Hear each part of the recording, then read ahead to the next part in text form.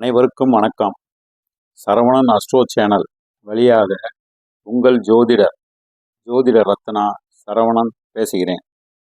2026ஆம் ஆண்டு ஆங்கில புத்தாண்டு ராசி பலன்களை பார்ப்போம். இதற்கு முன் மேசராசி, ரிஷபராசி, மிதுன ராசி, கடகராசி மற்றும் சிம்ம ராசிகளுக்கு 2026 எப்படி இருக்கும் என்பதை பதிவு போட்டுள்ளேன். தற்பொழுது கன்னி ராசிக்கு 2026 ஆண்டு பலன் எப்படி இருக்கும் என்பதை இந்த பதிவில் பார்ப்போம். கன்னி ராசியின் அதிபதி புதன் பகவான் கன்னி ராசியில் உச்சம் பெறுகிறார். அதே மாதிரி கன்னி ராசியில் நட்சத்திரங்கள் பார்த்தோம் என்றால் உத்திர நட்சத்திரத்தில் 2, 3, 4 பாதங்களும், அஸ்த நட்சத்திரத்தில் 1, 2, 3, 4 பாதங்களும், சித்திரை நட்சத்திரத்தின் 1, 2 பாதங்களும் இதில் உள்ளது. புதன் பகவான் கன்னிராசியில் உச்சம் பெறுகிறார் என்று பார்த்தோம். கன்னிராசிக்காரர்கள் அவர்களுடைய குணங்கள் எப்படி என்றால், மற்றவர்கள் பேசினால் பேசுவார்கள். இவர்கள் தன்னைத்தானே அறிமுகப்படுத்தி கொண்டு மற்றவர்களையும் ஆழம் பார்ப்பதில் வல்லவர்கள்.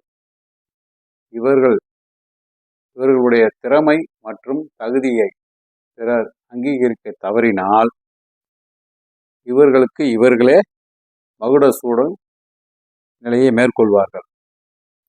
எந்த வேலையையும் முழுமையாகவும் பிழையின்றியும் செய்ய விரும்புவார்கள். இந்த கன்னிராசிக்காரர்கள் சிக்கல்களை தீர்ப்பதில் சிறந்தவர்களாகவும் விளங்குவார்கள்.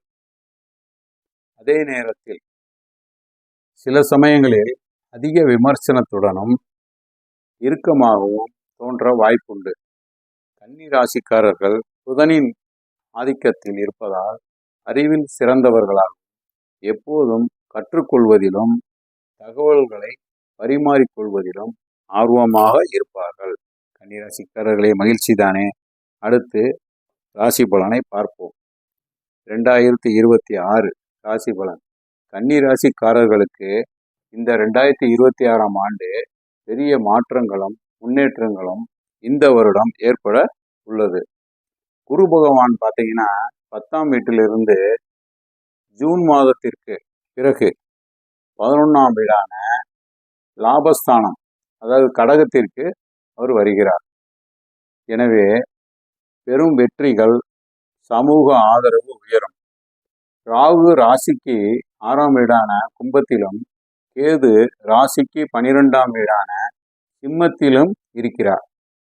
ஆக இப்படி இருப்பதால் எதிரிகள், கடன், மறைவான கவலைகளை வெல்லுதல் சக்தியை இவர் கொடுப்பார்கள்.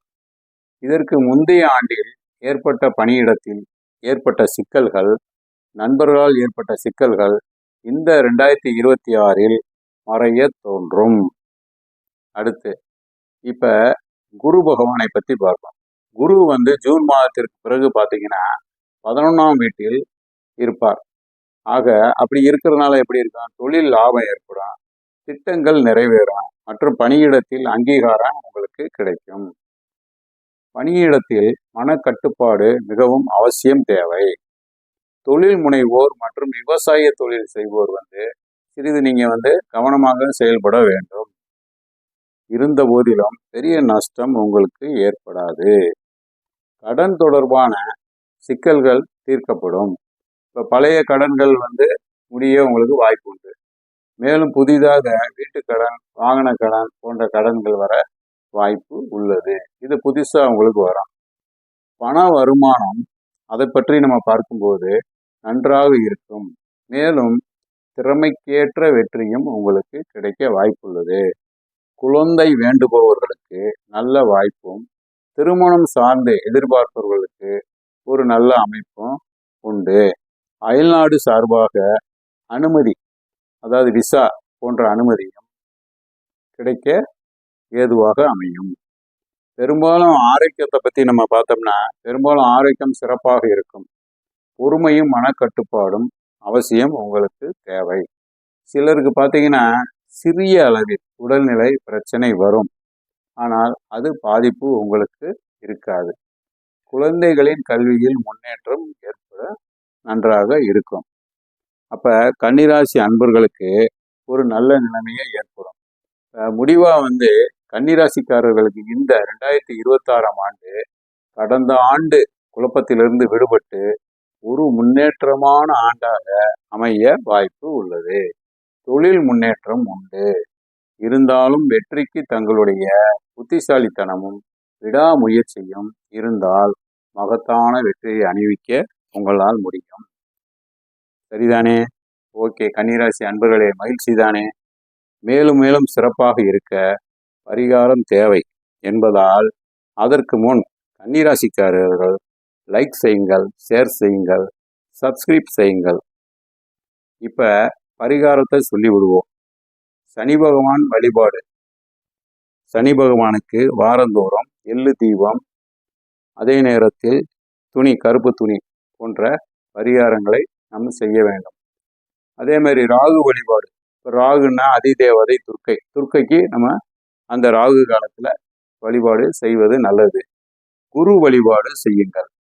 இப்போ சனி பகவான், ராகு பகவான், குரு பகவான் மூன்றுக்கும் நீங்கள் வழிபாடு செய்தால் சிறந்த நன்மையே உண்டாகும் என்பதை சொல்லிக்கொண்டு முடிக்கின்றேன். நன்றி, வணக்கம்.